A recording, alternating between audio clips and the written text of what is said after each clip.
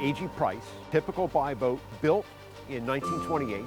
The boat was built in the 20s, and in the late 50s, 60s, it was converted to a yacht. She's a Chesapeake Bay Boat, 72 feet long, 21-foot beam. The unique thing about the Coastal Queen is she's a classic Chesapeake Bay dead-rise construction. The way that the boat's constructed is completely unique. We've never worked on a boat like her, ever. And we're learning as we go a little bit. This boat has a lot of character. It's essential that we don't change the character of the boat. That's what makes her stand out in the harbor. Well, she's starting to look like a boat again. Its backbone is whole again. People of today have no idea of what a buy boat is. To my knowledge, Mobjack and the Delvin K are the only remaining working buy boats.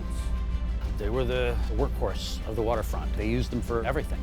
The purpose of this restoration is to return the boat to full service and full commission. We think about the idea that if it works, don't mess with it. But also, what's the future of the boat look like? And we've got to sort of balance those things and not screw up the character of the boat.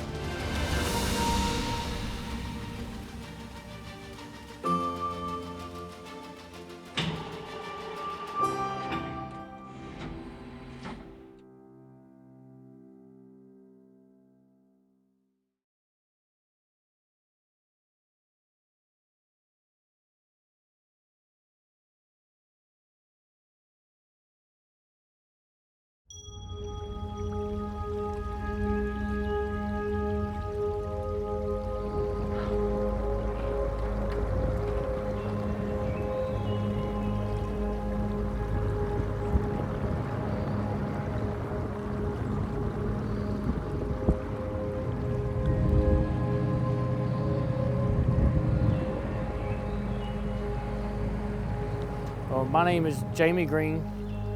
I run the Mobjack. I own it with my grandfather, Richard Green.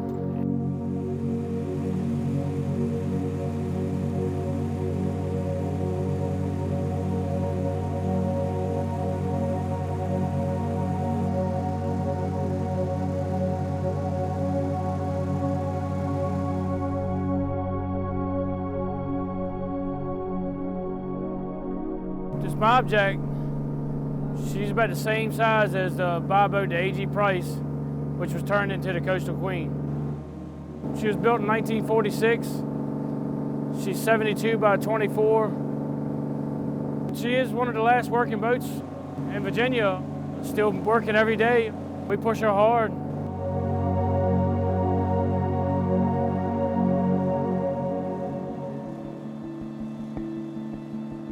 This boat, the Mobjack, and the Delvin K is your last two remaining working buy boats.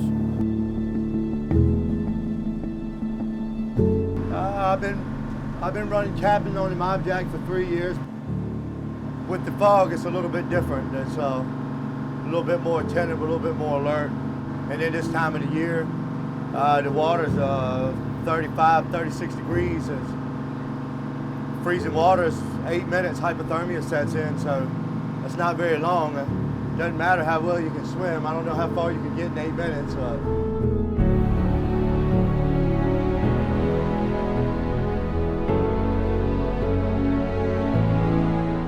A boat this size, it takes a little bit of time for me to turn around and get back to you, so if anything happens, so we usually take a lot of safety precautions, extra safety precautions this time of the year.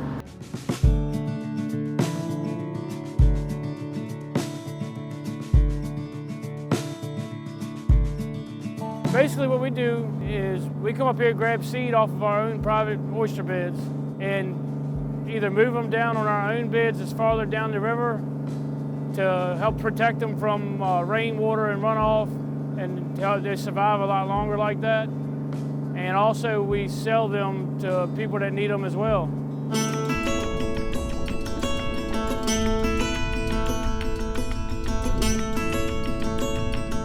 As oyster bars got depleted, one of the strategies that we developed in, certainly by the 1920s, was the idea of moving seed oysters to depleted bars from places where new oysters are born and attaching themselves to oyster shell taking them up there to, in Virginia, maybe to your private oyster bars, or in Maryland, just to other public oyster bars that have been depleted. So we'll close an oyster bar, we'll seed the oyster bar, we'll let those oysters grow to maturity, and then reopen that oyster bar. And this kind of act, this employed some watermen in the seed oyster trade. It's flood tide. I'll come back up to it on the flood. Still got plenty of flood. We're going to be on the rock for about 4 hours, give or take. It takes about that long to load the boat with a comfortable load, only 2,500 bushels or so. So when we get up to the ground, we're going to start loading her, and how we know how many we got, we took the drudge bag and we dumped it out, and we shoveled up every oyster out of it, and it gave us 30 baskets. And so what we do is we try to get around 70 licks. It gives us 2,100 bushels. And that's how we know when we're full, for the 2,100 bushels. Right. So other boats that normally do the drudge buy, they can only hold around 300 bushels. And with the Mobjack, we can hold up to about 3,200 bushels. On a normal carrier, around 2,500 bushels.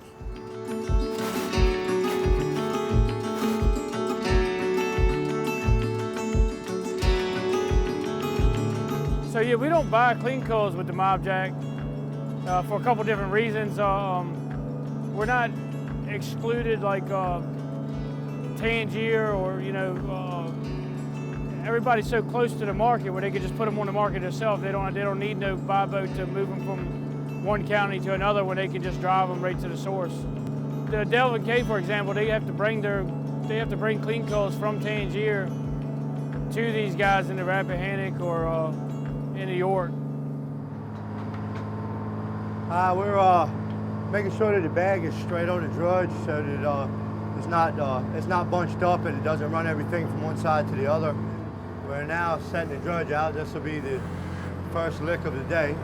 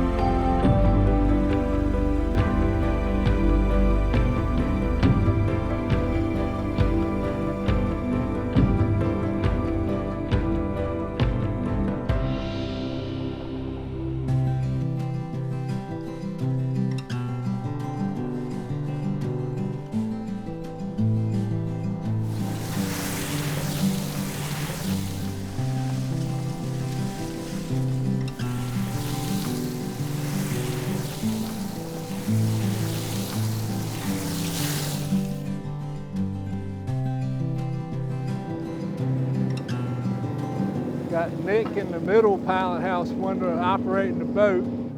Nick's keeping us right on top of them. Kept us right on top of them all day. Look at this pile we got out here. Got Jamie here on the side. He's working the hydraulics. And Michael here, he's going to open this dredge to dump it out the bottom. The hole out here, you used to have to turn the bag upside down to dump it. Now you just open the door and dump it. Close it. He just locked it back. Now Jamie's going to bring the dredge around and we'll put it back down for another tow. The buy boats, they would pile the boat up. They would have boards running down the sides to make that waist a whole lot taller.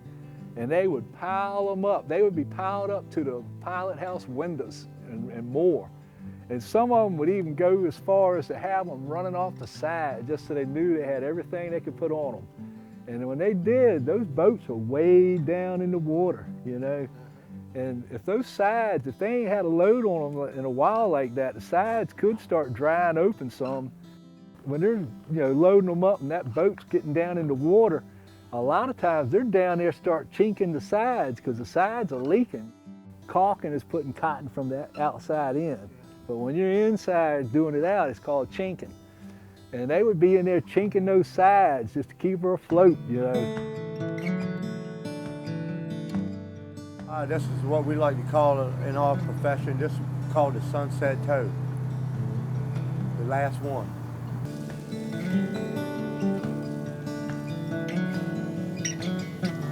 The Coastal Queen was powered by a 671 Detroit diesel GM engine. Before it was repowered with its new engine. I'm not aware of what it was powered by when it was the AG Price. This vessel, the Mobjack, is powered by a V1271 Detroit diesel with twin turbos, around 650 horsepower. These engines, they actually came out during the First and Second World War. That's how old they are. I think they stopped making them because they lasted so long. They're kind of almost indestructible. They're a lot of steel. They make a lot of noise. And they do leak a little.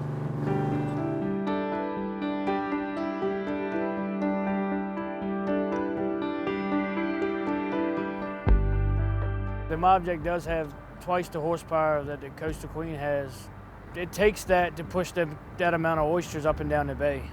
She was built in 1946, and still today we're taking her 125 miles one way with seed to drop off, and never cutting her off and still bringing her right back 125 miles to get another load.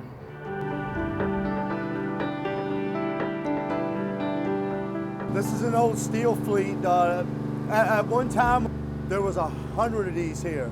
They were from one side of the river to the other. And over the years, this is what's left of them. There were so many ships that it changed how the tide ran in the river. This became a choke point. What they use them for is they've decommissioned them. They take them like overseas and sink them and make fishing reefs with them.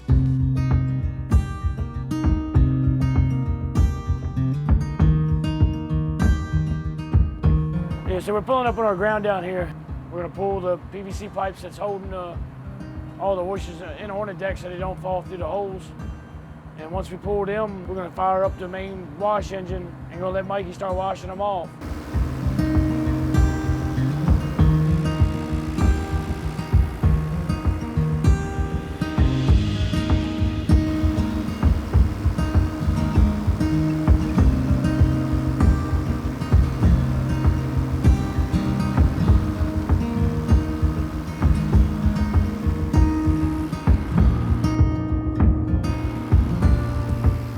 It took about 4 hours to load 2,000 bushels, and it's going to take approximately about 45 minutes to get it all washed off and get the boat cleaned up.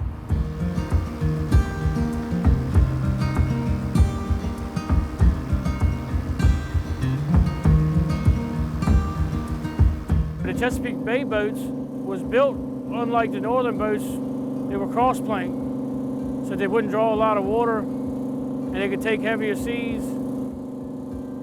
The dead risers is so important because not only do they not draw a lot of water, but they could carry a heavy load for no more water than what they draw. The Chesapeake Bay dead risers, they were built for this area. They was built for us.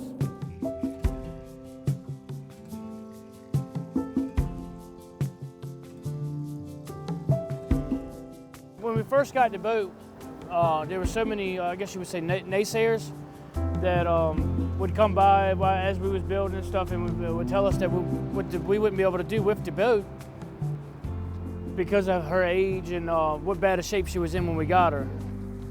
Just a good feeling knowing from when we first started working on her and getting her back to health till now, and to see how good of an operation that she's doing. I mean, you've seen it for yourself firsthand. I mean, she really is made to do this.